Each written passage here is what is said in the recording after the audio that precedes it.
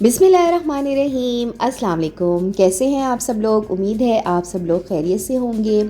आज जो मैं आप लोगों के लिए रेसिपी लेकर आई हूँ वो गाजर की खीर है, जिसे हम गजरेला भी कहते हैं। हमारी ट्रेडिशनल डिश है। शादी ब्याह वगैरह में, घर की दावतों में इस डिश को बनाया जाता है और ख़ास तौर से बनाया जाता है। इसको मैंने बहुत आसान तरीके से बनाया है। आप ये समझ लीजिए, इसको मैंने बिल्कुल कम खर्च बाला नशी वाले तरीके से बनाया है। इसमें मैंने बिल्कुल भी खोए का इस्तेमाल नहीं किया है। आपको पता है खोया आजकल बहुत महंगा चल रहा है। इतनी तो हमारी डिश भी नहीं होती जितना हमारा खोया लग जाता है। लेकिन आपको इस डिश में बिल्कुल महसूस नहीं होगा कि आपने इसको बग़ैर खोए के बनाया है। आपको बिल्कुल ऐसे ही फील होगा कि इसमें बराबर से खोया डला हुआ है। इसका टेक्सचर बहुत क्रीमी होगा। और अक्सर ये होता है कि हम कोई भी दूध की कोई भी चीज़ बनाएं, खीर वगैरह बनाएं, कस्टर्ड वगैरह बनाएं या गाजर की खीर वगैरह बनाएं, कोई भी दूध का आइटम बनाएं, अगर वो बच जाए फिर हम फ्रिज में रख देते हैं और फिर उसमें से पानी निकलना स्टार्ट हो जाता है। यानी अजीब सा वो पानी निकलना स्टार्ट हो जाता है। वो चीज़ खाने में और देखने में अच्छी नहीं लगती है।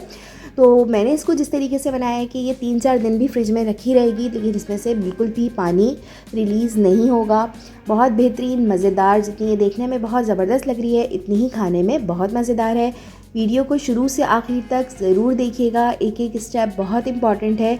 इंशाल्लाह आपका इस तरह का मीठा बहुत मज़ेदार बनेगा। वीडियो को फुल देखिए, फुल वॉच कीजिए, ताकि आप लोगों को रेसिपी जो है वो बहुत अच्छे तरीके से समझ में आए। अच्छा, सबसे पहले तो आप लोगों ने ये काम करना है कि आपने चावल लेने हैं तकरीबन हाफ़ कप के करीब। आप कोई से भी आपके घर में चावल हो, टोटा चावल हो, साबुत चावल हो, इनका आपने अच्छी तरह से भिगोना है। इसमें एक ख़ास किस्म की हुमक होती है चावल की, जो कि आप 3-4 दफ़ा धोएंगे तो वो ख़त्म हो जाएगी। वो हुमक निकलना बहुत ज़रूरी है, वो जो स्मेल होती है, क्योंकि वो फिर हमारी खीर में शामिल हो जाती है। लिहाजा बहुत अच्छे तरीके से चावलों को धो के आपने 1-2 घंटे के लिए भिगो दीजिए। जब हमारे चावल सॉफ्ट हो जाएंगे तो सबसे पहले स्टेप आपने ये करना है, इसको हथेली की मदद से आपने चूरा कर लीजिए। ठीक है, थोड़ा सा हाथों की मदद से क्रश कर लीजिए। इससे हमारे जो खीर का टेक्स्चर है बिल्कुल ख़राब नहीं होगा, इससे बल्कि टेक्स्चर बहुत ज़बरदस्त हो जाएगा और हमारी जो खीर है वो जल्दी पक के तैयार हो जाएगी। हमें घोटा लगाने की ज़रूरत, जो हम दलघुटनी से घोटा लगाते हैं खीर में, वो हमें लगाने की ज़रूरत नहीं पड़ेगी। तो सबसे पहले आप ये स्टेप करके रख लीजिए। फिर यहाँ पर मेरे पास तकरीबन आधा किलो गाजरें हैं। जब भी आप मीठे के लिए गाजर सेलेक्ट करें तो कोशिश करें लाल कलर की गाजरें हो, अच्छा वाला लाल कलर हो उनका, और पतली पतली गाजरें हो। आपने बहुत मोटी गाजर लेने की ज़रूरत नहीं है, क्योंकि छोटी गाजरों का टेस्ट भी अच्छा होता है, वो थोड़ी मीठी मीठी सी भी होती हैं। तो आपने जो है वो गाजरें इस तरह से पतली पतली सेलेक्ट कर ली हैं। इनको आप छील के अच्छी तरह से कद्दूकश से आप इसको ग्रेट कर लीजिए। जो हमारा थोड़ा मोटा वाला पोर्शन होता है कद्दूकश का, ये वाला आप इसको पोर्शन में ग्रेट कर लीजिए। इससे जो है गाजरें बहुत अच्छी कद्दूकश भी होती हैं और पकने के बाद लुक बहुत ज़बरदस्त आता है हमारे खीर का।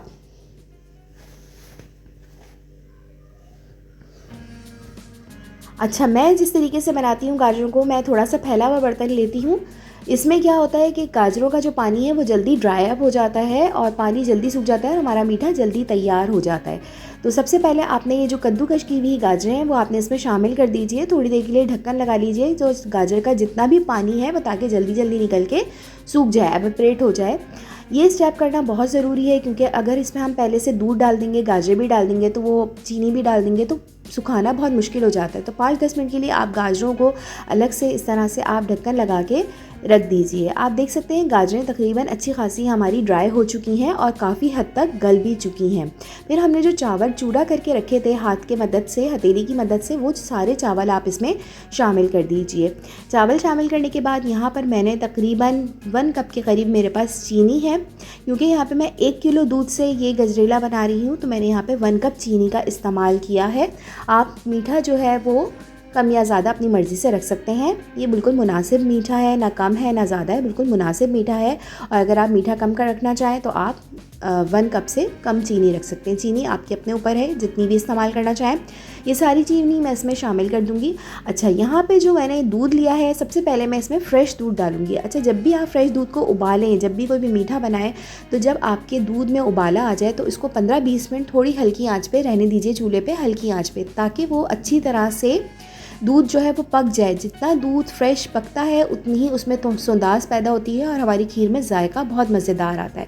तो यही मेरे पास 1 किलो दूध है, इसको मैंने इतना पका लिया था कि ये 1/4 जो है वो ड्राई हो चुका है, खूब अच्छी तरह पक चुका है। इसकी बलाई मैंने बिल्कुल भी नहीं निकाली है, फुल फैट दूध है ये।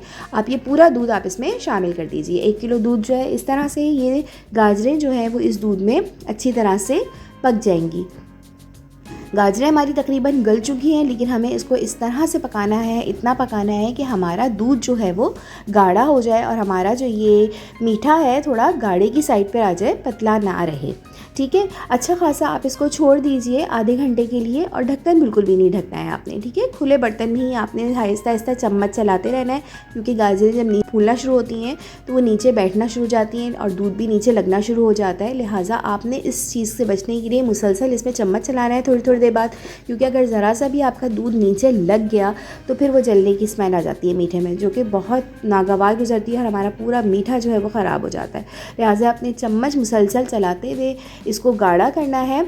आप देख सकते हैं ये हमारा मिक्सचर जो है गाजर का और दूध का बहुत अच्छे तरीके से गाढ़ा हो चुका है, और जो हमने चावल चूड़ा करके डाले थे वो भी बहुत अच्छे से फूल चुके हैं। टेक्सचर बहुत ज़बरदस्त आया है, कलर बहुत ज़बरदस्त आया है।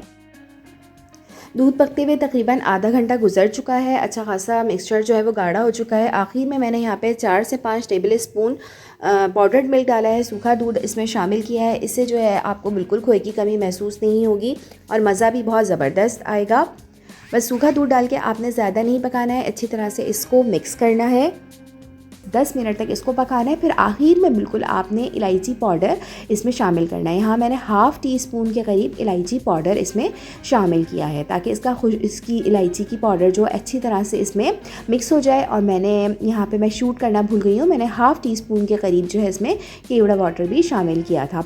ये सारी चीज़ें डालने के बाद आप अच्छी तरह से मिक्स कर लीजिए। हमारा गजरेला बेहतरीन तरीके से तैयार है। इसको मैं डिश आउट करके भी दिखाती हूँ। आप देख सकते हैं कि इसका टेक्सचर कितना ज़बरदस्त है, कंसिस्टेंसी कितनी ज़बरदस्त है। आप इसको फ्रिज में 2-3 दिन भी रख के खाएंगे तो ये पानी बिल्कुल भी नहीं रिलीज़ करेगा, क्योंकि हमने इसमें पानी रहने ही नहीं दिया है। हमने गाजरों का पानी भी पहले ही ड्राई कर लिया था, फ्रेश दूध में से भी पानी हमने अच्छी तरह पका के ड्राई कर लिया था, और चीनी में भी पानी बिल्कुल नहीं था। अच्छी तरह से हमने ये गजरेला पका के रेडी किया है।